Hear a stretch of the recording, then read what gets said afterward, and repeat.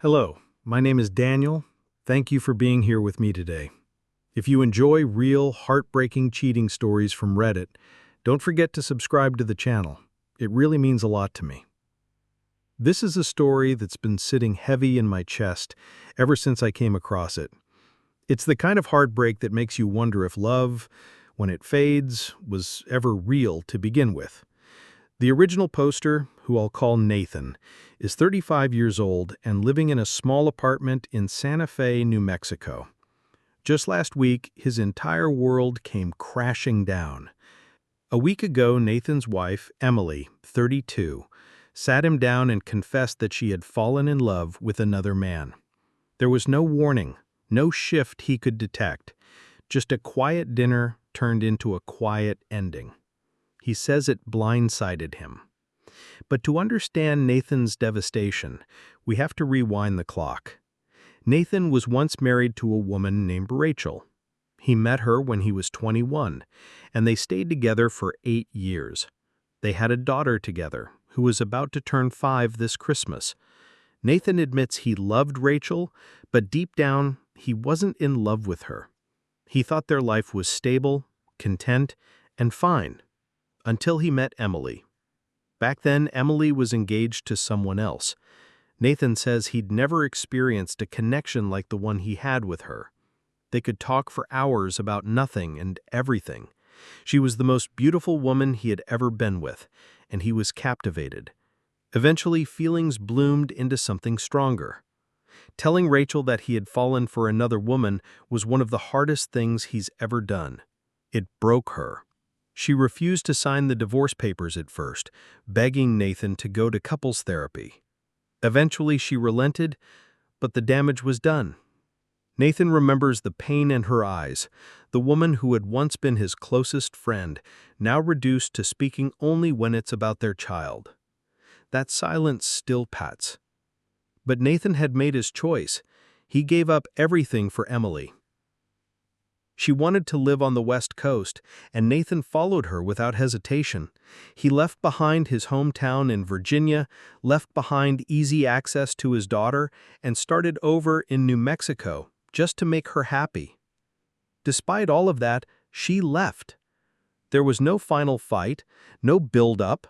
One morning, she simply said she had met someone new. Nathan had spent the last few days mostly in bed, staring at the ceiling, unsure how to breathe through the ache in his chest. He said he gave her his best, emotionally, financially, in every way that mattered, and it still wasn't enough. He tried to clarify some things in edits after being harshly criticized by commenters. He insisted that he is still a present father, calling his little girl nearly every day. He also emphasized that he never cheated on Rachel. He ended things before he ever got romantically involved with Emily. He said he still respects Rachel deeply and regrets the pain he caused her. And yet, as many pointed out in the comments, pain is pain. One user wrote, "Unfortunately, cheaters cheat. Now you know what you put Rachel through." Nathan replied, "I had no idea Emily was that type of person. We were both very clear to end our past relationships before anything happened between us." But it turned out, Emily hadn't shown him the same respect. She'd been seeing the new man for at least 2 months before she told Nathan anything. The betrayal hit even harder.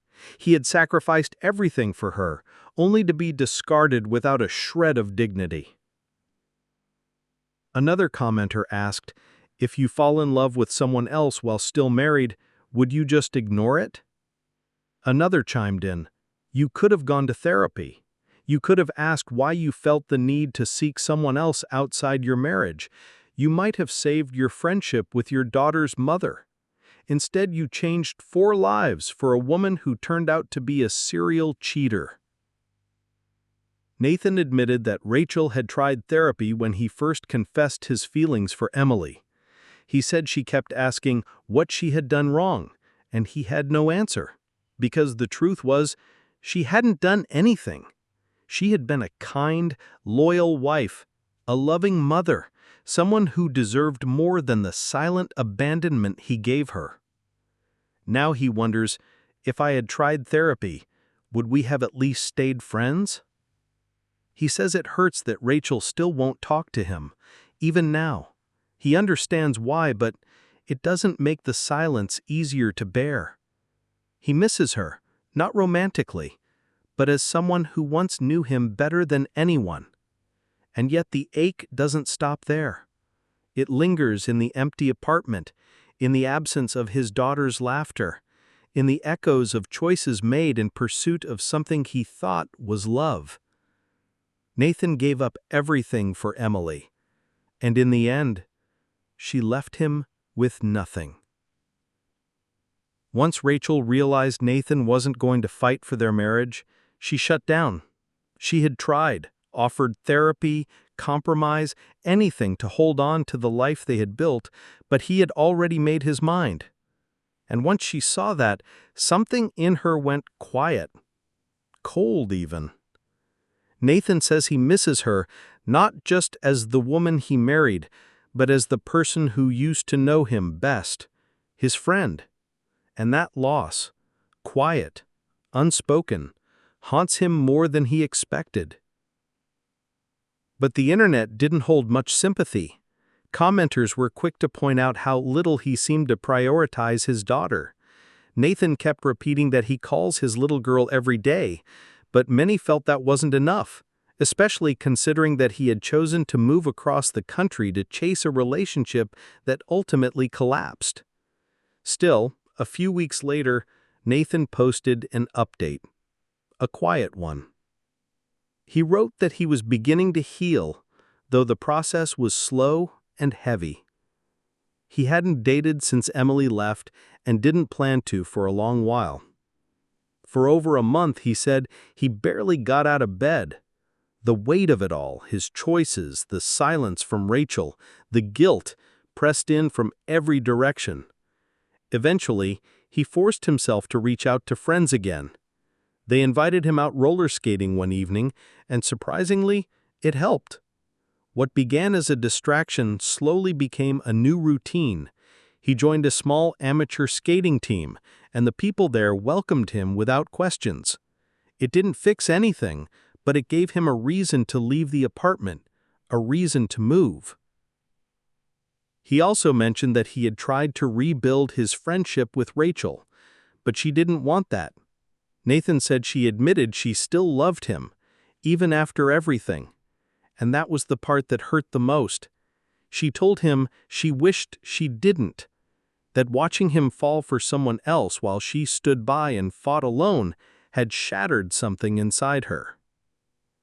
Nathan told Nathan that the way he had felt about Emily, that overwhelming magnetic pull, that's how she had felt about him. And losing him that way nearly broke her. Nathan said he reassured her it wasn't her fault. He told her she was a wonderful wife, that she would one day find someone who loved her with the same intensity he had once felt for Emily. But Rachel had nothing left to give him. She told him she only wanted to communicate when it was about their daughter, and since that conversation, her tone had become even colder. Still, he held on to the sliver of goodness in his new hobby, skating. Laughing again, even if only for a few hours a week, he kept himself busy, signed up for activities, worked late, kept moving so he wouldn't drown. But some readers weren't moved by his story. They called his updates self-centered, emotionally shallow. One user wrote bluntly, "There's nothing ironic about her coldness. You're just lonely and trying to convince her to let you use her until the next Emily shows up." Others echoed the same sentiment, saying that Rachel wasn't some placeholder for his romantic life. She wasn't there to comfort him just because he was alone now. She had every right to shut the door on him. Nathan responded, quietly but firmly. He said he did care about Rachel, that he'd known her for over a decade, that he had tried to maintain a friendship after the divorce, not just now, but for years, that she knew he wanted to remain in her life beyond just co-parenting. But ultimately, he admitted the ball had been in her court for a long time, and she had made her choice. Months passed. About 4 months after his previous post, Nathan returned with a new one. He asked the community, how long after a divorce is it okay to start dating again? He explained that while his divorce was still painful, made worse by the way Emily had cheated on him and left, he'd started to feel something again, a small spark. There was someone he bowled with occasionally, someone who made him laugh in a way he hadn't in a long time. He wasn't sure if he'd act on it. He wasn't even sure if he was ready, because deep down he still loved Rachel, or maybe he just missed what they once were. He also mentioned that he had recently accepted a job offer in Phoenix and would be moving there in a few weeks. Another shift, another place to start over. Then came a new post. Nathan had heard from a mutual friend that Rachel had gone on a date. It knocked the air out of him. He tried calling her, but she didn't pick up. Eventually, she called back, and after exchanging a few words about their daughter, who had spent the weekend with Nathan's parents' house in Santa Fe, she said she'd be picking her up after dinner. His heart was pounding. He said, "This is serious. Are you still in love with me?" Her answer came with a sigh, distant and resigned. "Unfortunately." That word stuck like a thorn.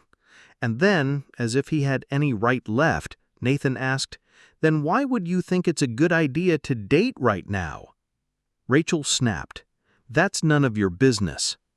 He tried to soften it. "I'm coming to you as a friend. If you're still in love with me, dating someone else won't help. It'll only make things worse." She bit back, sharper this time. "My therapist told me it's time to put myself out there." He scoffed. "Sounds like a pretty terrible therapist." And that was the last straw. "Shut up, Nathan," she said, her voice trembling. "Do you even know what you did to me? How badly this broke me? I loved you. I was a good wife, and none of it was enough for you." He tried to cut in, to explain how he did understand now, but she didn't let him finish. "You're a selfish, arrogant prick," she hissed before hanging up. She blocked him on Facebook, blocked his number, cut him off completely. And just like that, the last bridge between them burned to ash. In a post not long after, Nathan tried to make sense of it. He titled it, "My ex-wife's infidelity has made it hard for me to trust anyone." But even he wasn't sure if that title was fair. He wrote about his recent move to Phoenix and how his new neighbor had invited him out for drinks. She'd said something that stuck with him. "You don't open up much, do you?" He didn't. Not anymore. He used to. With Emily, he says he was vulnerable in a way he never had been, not even with Rachel. Emily had made him believe in something deeper, something passionate and raw, and she tore it all apart. Now, even when he met kind people like his neighbor, he felt himself pulling back, questioning motives, wondering if kindness had an expiration date. He wrote, "I wanted to ask her, why are you being nice to me? What do you want from me?" But he didn't ask.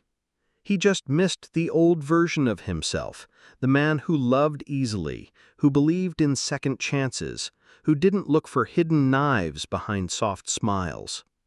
Eventually, Nathan posted again, a long, reflective entry titled, "Self-Reflection and Misconceptions." He opened by saying the comments had been harsh and many had hurt, but he wasn't ignoring them. He was listening. He wrote, "I've learned a lot, and maybe not in the way I wanted." He admitted that people were right to question whether he had taken responsibility for the pain he caused Rachel. He said he wanted to be clear now, "I take full responsibility." Even if his intentions had been sincere, that didn't undo the harm. He said he'd never meant to hurt her, but he understood now that good intentions didn't erase consequences. He wrote, "I don't want Rachel back. That's not what this is about. I care for her deeply, but I know I'm not the person she needs anymore." He explained that he still didn't think dating while in love with someone else was healthy, but he respected her right to move on, however she needed to. People had accused him of abandoning his daughter. That, he said, was the hardest accusation to read. He wrote, "I didn't leave her. I'm doing the best I can from here. I call every day. I'm still part of her life. I know it's not perfect, but I'm trying." He admitted he still cared about Rachel, that some part of him always would, but he also knew that caring about someone didn't mean you got to stay in their life. He wrote, "I fell in love with someone else, and I wish I hadn't. I really, really wish I hadn't." He wrote that right now he was still in pieces, still depressed, still trying to be a father even while feeling like less than a whole person. "I just need someone in my corner, someone to help me get out of this, to feel like I'm not drowning alone." The post ended with a final plea. "Before you comment, please know that I am trying.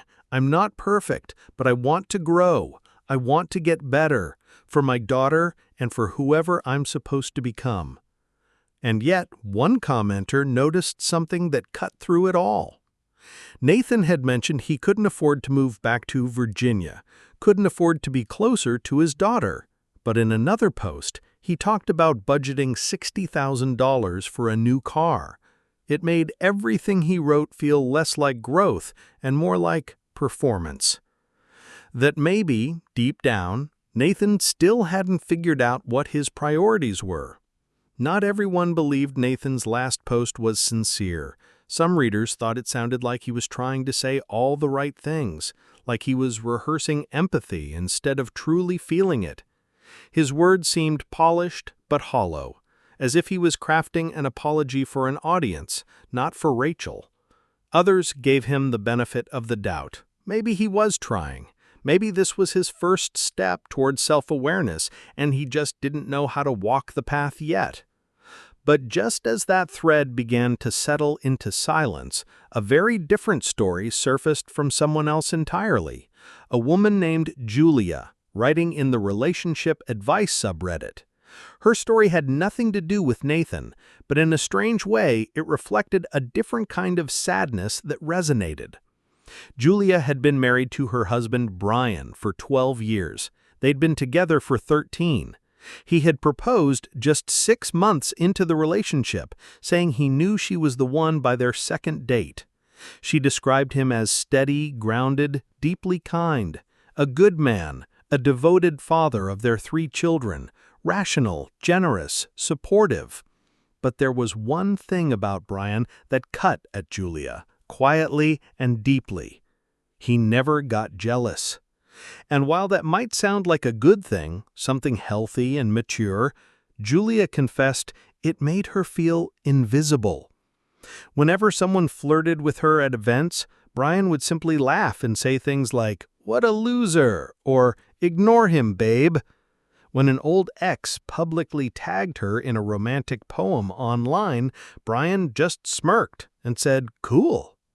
And last month, when an old flame transferred to her department at work, a man she had shared years of her life with, she told Brian immediately. His response? "Cool." Then he changed the subject. Julia said she snapped. For the first time in years, she raised her voice. "I just told you I'm working every day with someone I used to love, and you don't care?" Brian's answer was calm, steady. "I know you. I know you're loyal. I trust you completely. So, no, I'm not jealous. Why would I be?" She tried to explain herself later, but the words came out jagged. To Julia, jealousy was a signal, a sign that he saw her, that he cared enough to feel uncomfortable, to be protective, even just a little possessive. She said she felt like she had become invisible in his eyes, taken for granted.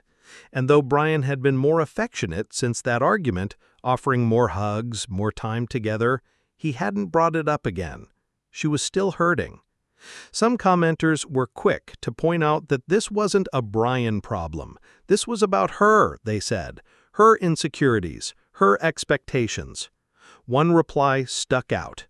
You're mistaking control for love. Jealousy doesn't mean someone loves you more. It means they're afraid of losing you. Your husband trusts you. That's a gift. Julia responded to that message. God, I never thought of it that way. Thank you. Still, the feelings lingered. She came back with an update a few days later. She opened by saying she'd recently had a baby, something that might have added to her emotional state, her sensitivity. She acknowledged that the responses had included harshness, but she accepted it. She wanted to understand herself better. So she sat down with Brian and apologized for how she had spoken to him. Brian, as always, listened patiently.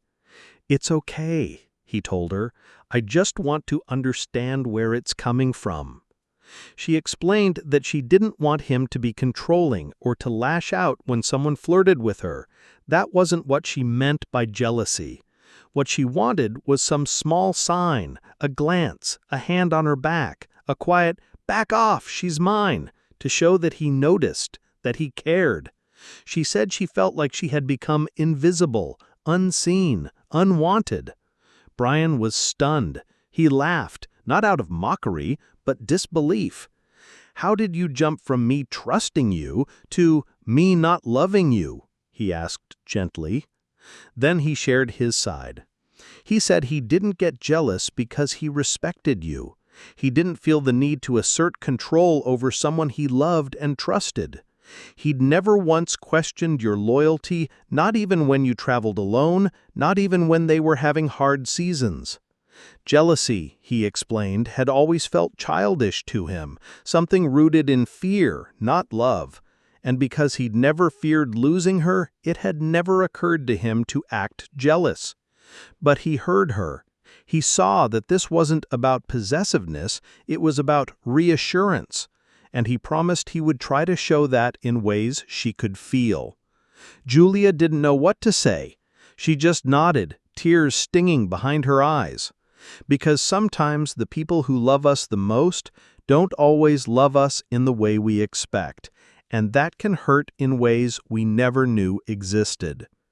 Brian sat across from Julia in the quiet of their small kitchen in Santa Fe, the late-night hum of the refrigerator filling the silence between them. His words weren't loud, but they settled heavy in the air. "I'm not jealous," he said softly, "because to me it feels disrespectful to you." Julia blinked, unsure how to respond. "I've always believed you didn't need me to guard you. You're strong, capable. I didn't think you wanted my protection. But I understand now. That's not what this is about, and I want to do better." He reached for her hand, warm and steady. "The truth is, the idea of you betraying me just doesn't exist in my mind. I know who you are. I know how much you love me, and I swear to you, I don't take that for granted." He went quiet, then added, "There were so many moments that built this trust. I just never said them out loud." He reminded her of that day, just 1 month after they'd started dating, when she turned down a man who looked like he belonged on a movie set. Brian had seen it from across the park. They weren't even exclusive yet. She could have flirted, entertained it, but she hadn't. She walked away without a second glance. "You didn't even know I was watching," he said with a small, sad smile. He remembered the day his father died and Julia never left his side, or when she sold her beloved car to help pay for his emergency surgery. The quiet ways she showed her love, the notes she slipped into his lunch bag, the way she'd always initiate affection like it was a gift meant only for him. "I've never once doubted you," he whispered. "Not because I'm naive, but because you've given me peace. That's rare, Julia. I work with a lot of guys who go home dreading what they'll find. I run home to you." Julia was quiet now. Everything in her chest felt heavy and tight. She told him how she sometimes felt jealous, even if it embarrassed her. He chuckled gently. "I always thought it was kind of sweet," he said. that you think I'm even capable of looking at someone else. I'm all yours, Julia, body, soul, and heart. He told her, too, about his past, an ex who constantly flirted, even in front of him, who eventually cheated. He had lived in a constant state of anxiety and paranoia during those years. But with Julia, he'd finally found calm. So, for me, he said, trusting you is love, it's peace, it's freedom from fear. I could be across the world from you, and I'd still know you'd protect what we have. He hesitated, then added gently, "Now, about this coworker, the ex, have you had any moments, inappropriate conversations, one-on-one lunches or dinners?" Julia's answer was firm. "No, never, not even close." He nodded. "I knew it. But I can see something's been off in you lately. If I've done anything that made you feel unloved or unseen, I'm sorry. I'll work on that, I promise." Then he said something that hit deeper than she expected. He told her he wasn't surprised that she equated jealousy with love, that in some ways it made perfect sense. "Based on how you grew up, how your parents were," he said, gently, "it's no wonder." Julia swallowed hard. He wasn't wrong. Her parents should have divorced years ago. Instead, they stayed in a toxic loop of screaming fights and dramatic reconciliations. Her father had hit her more than once growing up, always saying it was because he loved her, because he worried about what kind of person she'd become. Love, in her childhood home, had always looked like pain, possessiveness, control, anger. No wonder she was confused. They talked for hours that night about trauma, about therapy, about how to unlearn the ways their past still clawed into their present. Julia agreed to begin therapy the following week. Brian offered to go to couples counseling too, not because anything was broken, but because he wanted to understand her better, to grow with her, not around her. They discussed love languages, how to better support each other, and what it meant to feel safe and seen. Later that evening, Brian called his mom and asked if she could watch the kids for a few hours. They went out for dinner, then shared ice cream by the Riverwalk. Julia found herself laughing at his dumb dad jokes, something she hadn't done in a long time. When they finally got home and she slipped off her shoes near the couch, Brian wrapped his arms around her and held her tightly. "Welcome back, love," he whispered. "I missed you." Now, he sleeps with his head in her lap as she quietly types out this post. She's still scared of therapy, still terrified of the demons it will drag into the light, but for the first time in a long time, she feels like maybe, just maybe, it's time. "I want to be the best version of myself for my family," she wrote. "If that means confronting everything I've buried, then I'll do it." And somewhere through all the hurt, there is a flicker of healing. Not loud, not perfect, but real.